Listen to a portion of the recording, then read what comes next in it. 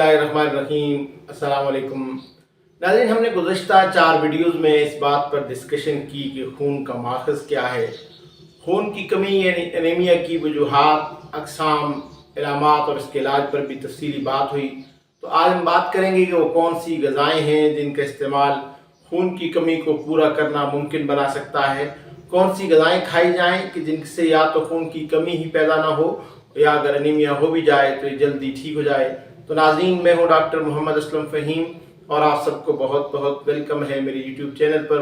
अगर आप मेरे चैनल पर पहली बार तशरीफ़ लाए हैं तो नीचे दिए गए सुर्ख रंग के बटन को क्लिक कर दीजिए और उसके साथ लगे बेल आइकन को भी प्रेस कर दीजिए ताकि ऐसी ही वीडियोज़ आइंदा भी आपको मिलती रहें।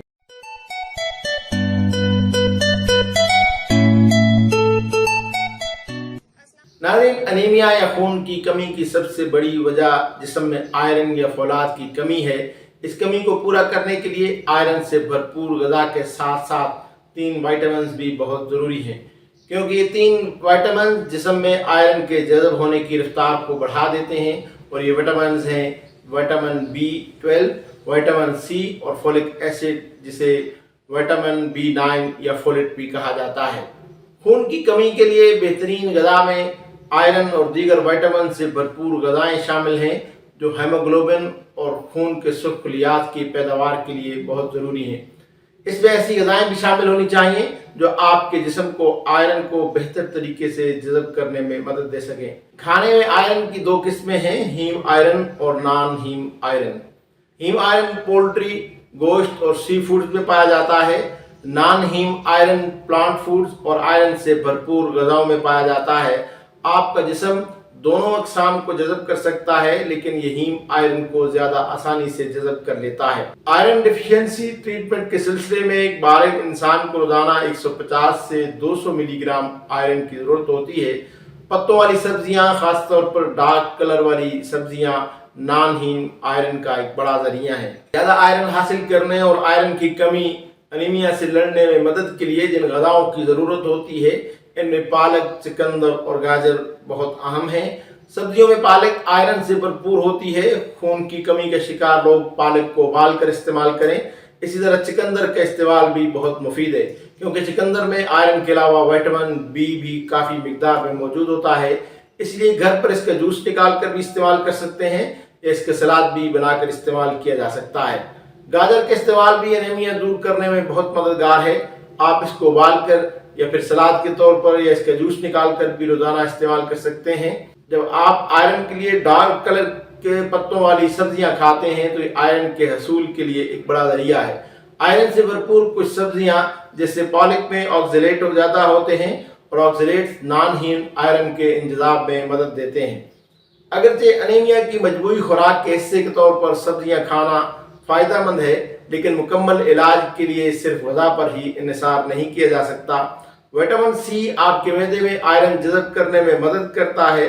पत्तों वाली सब्जियां खाने वाली ग़िज़ाओं के साथ वो फल जिनमें विटामिन C होता है, जैसे ऑरेंज और स्ट्रॉबेरी, आयरन के इंतज़ाम को बढ़ा सकते हैं। तमाम किस्म के गोश्त और मुर्गी में हीम आयरन होता है।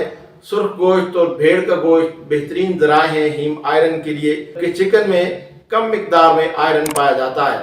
विटामिन C से भरपूर फलों के साथ नॉन हीम आयरन वाली ग़िज़ाएँ जैसे कि पत्तों वाली सब्जियां के साथ गोश्त या पोल्ट्री मसरूहात आयरन के इंतज़ाम को बढ़ा सकते हैं। इसी तरह जानवरों की कलेजी आयरन और फोलेट से भरपूर है।